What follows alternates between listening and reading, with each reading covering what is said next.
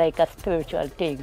Those who fought for the village, and it was a nice thing that we get our own independence thing.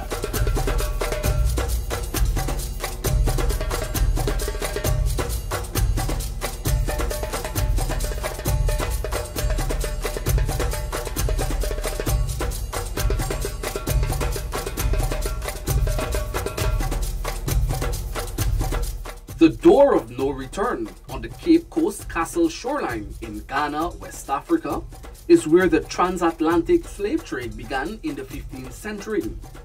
Millions of my African ancestors were loaded into ships and sent to colonial plantations throughout the world. In Guyana, many of our enslaved ancestors were sent to plantations along the coast that included the areas of Magdalenenburg, Northbrook, Westfield, Maka, and Dagarad, which is now called Queenstown in Region 2, Pomeroon-Supernam.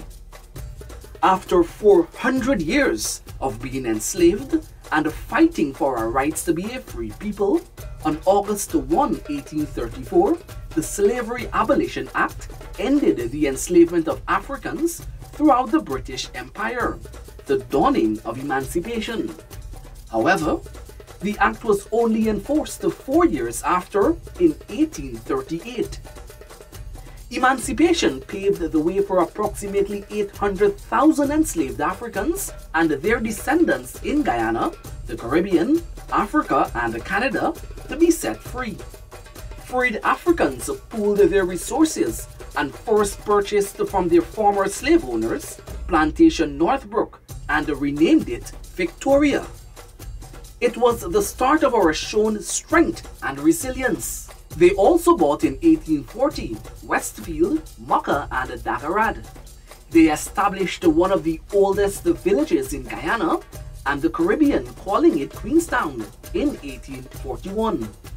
It is one of the many signposts of victory for freed Africans. Welcome to the village of Queenstown on the Essequibo Coast, founded in 1841 by our ancestors. The slaves manager's quarter and compound, housed right here in Queenstown Village, Broad Street on the Essequibo Coast, was used in 1810 by the Christian missionaries who kept their meeting here for the benefits of the slaves while trying to convert the Fulani Muslims to Christianity. The villagers bought the land from Mr. Carberry, the last slave master, in 1840. The lots were occupied by CMS Brathwaite and then by Radical Salisbury. The people who lived here after the village was established were the ex-slaves who purchased the village alone, consisting of about 200 men, women, and children at that time. The first elected village council was established in 1847. The first council was the ex-slaves who were then living in the village and surviving off of by their own means. This cenotaph was erected in this compound to commemorate the persons who were elected to the council on the village 100th anniversary. The St. Bartholomew's Anglican Church. This church was built in the year 1842. Between the years 1621 and 1838, the cultivation of coffee and cotton were the principal crops grown in the three sections of Queenstown: Westfield, Dagarad, and Maka. On the very spot where the St. Bartholomew's Anglican Church is constructed was a coffee loggie, which was used to store the coffee beans reaped from the three sections. The St. Bartholomew's Anglican Church, located in Sanreef in Queenstown, has been in existence for over 170 years and is presently used as a place of worship for the Anglican congregation.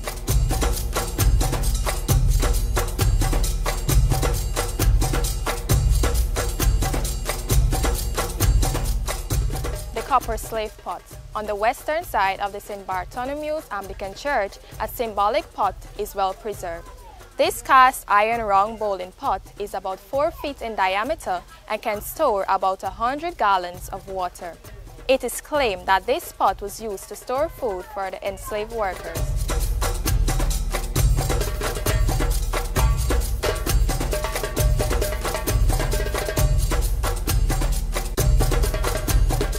Hello everyone, so we're here at the Cow Dam bathing pool in Queenstown, and to the left we have the Cow Dam where persons usually come and take a beautiful plunge in our beautiful black water. So if you look right over here, you will find our beautiful freshwater canal known as Cow Dam.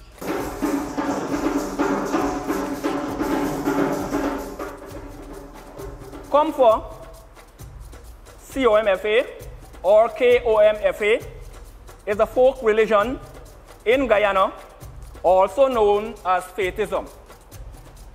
The word comfort is used by non-practitioners as a generic term for spirit possession. However, the comfort is also a term to define the greater folk religion involving spirit possession originating in Guyana. The origins of comfort come from the many religious traditions of the many people who settled in Guyana. Of these beliefs, the main influences are from African traditional practices, specifically the Congo religion, Christianity, and some elements from the indigenous people. The main Congo influences on comfort are the cosmology belief and the idea that the world can be altered through the creation and use of charms. It is also linked to the Ghanaian practice of akum, which involves spirit-possessed or trance-dancing. Comfort can be traced back to early worship of water spirit, water mama, among enslaved Guyanese. After emancipation, Christian missionaries began to try to populate Guyana, and their teachings began to influence all the comfort beliefs. Is life. It's every day from a little girl, in my memory, every day, 24/7. We live it. We live the drums. I was brought up with these things literally in my home. Anything, these drums. Any problem, these drums. They can tell you whatever you want to know. If there's nothing to tell, they won't say a thing to you. One time I had an uncle who was very sick. Doctors all over, all over. We weren't rich, so we hadn't the money to spend. We relied on those drums. When it was more than my grandma could have bared, she said, well, we're going to go to the only thing we know how to help ourselves. And they called upon the drums. In a nutshell, comfort is a celebration of religious rights of black people in conditions of sufferance. When they overcome the suffering, there is a celebration, comfort. Now in the village of Queenstown, comfort rituals were performed together with Amerindians from Kapui Lake during the month of October. Reputable comfort names were Elder Samuels, Miss Tony, and Astrolage, the Surinamese woman.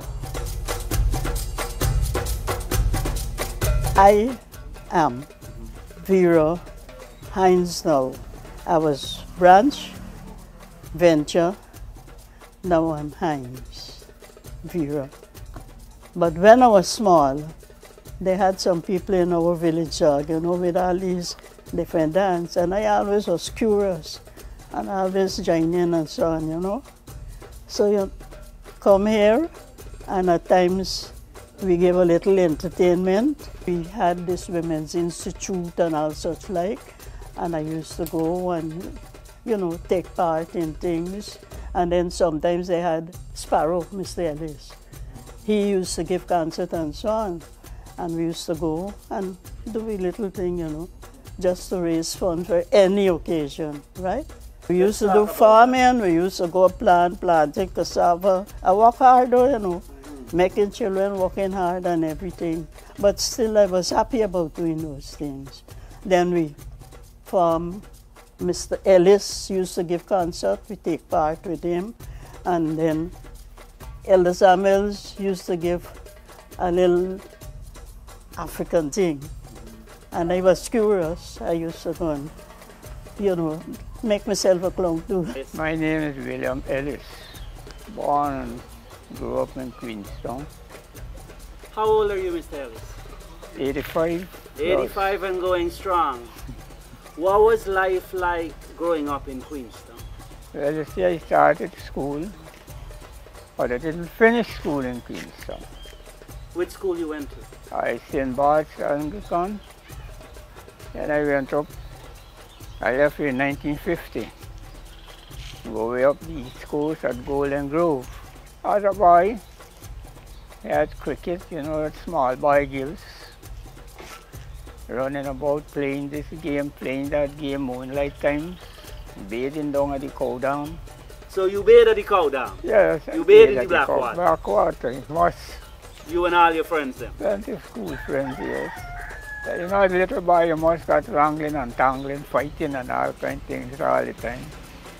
You can't have everything smooth. It was a pleasure playing coffum, duck and catch a coop and all things in the water. Yes, we had some happy days in those small days. With all the village was and all that, we had much rich people like I got to see. We grew up poor, most of us in the village. But we had some happy days. Every Saturday night, you could get a penny to go on the road to buy a little buns and a sugar cake or whatsoever you like, and enjoy it. My name is Joyce Dainty Hercules. I was born 1930, the 1st of May. To my parents, Ivy, Elizabeth Austin, and Theodore Dainty. And from the time of my birth, I live in Queenstown with my grandparents. Well, growing up in the village of Queenstown, everybody in the Queenstown village lived like one family. You will look at me and I look at you. You will look at my children, I look at your children, because nobody ever will treat us bad. They all live as one in Queenstown, as far as I know. As a little girl growing up, we used to bathe in trench, not in bathroom also. We used to go and bathe in the trench, swim, and we had a lot of fun. In the night we would play hopscotch, sometimes we play dolly, hide and seek, and different games in the night. Well, we had a lot of fun because we were many, boys and girls all together. Emancipation for me is all about freedom and us understanding who we are and where we came from. Now, as an Afro-Guyanese and African, I am proud to know that I can be a part of the history of Queenstown so that I can able to move the younger generation from where they are to where they ought to be. Because as a school teacher, an educator, a villager leader, it's not nice for me to see our young people not getting involved in educational activities and getting involved in things that would benefit them spiritually, morally, physically. So I decided that I'm going to come on board and help them along that way so that they can either teach, they can also teach the younger generation so that we will not have a recurrence of what is happening or what had happened with those who have passed. So we can have a fresh breed of people, so we will have a renewed community and renewed region, village and so on. So I am trusting God that they would take on the opportunity, take on the challenge to move people from where they are.